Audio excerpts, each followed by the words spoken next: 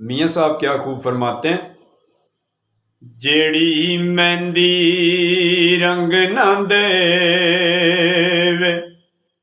की तय ओ तो लेना सोने होने हजारा पावे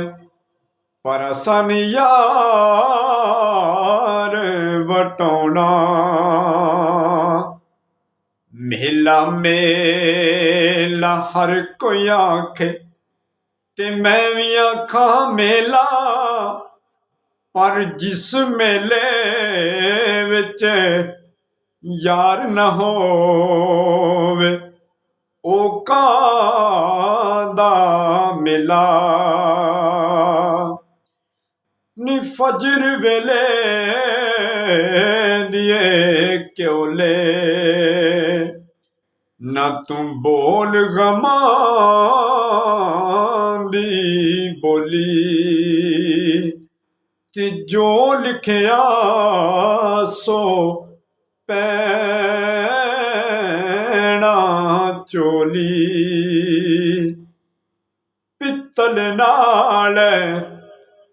कदे नहीं स्योना रलिया ती सुरमे नाल कोले कावां दी ओथे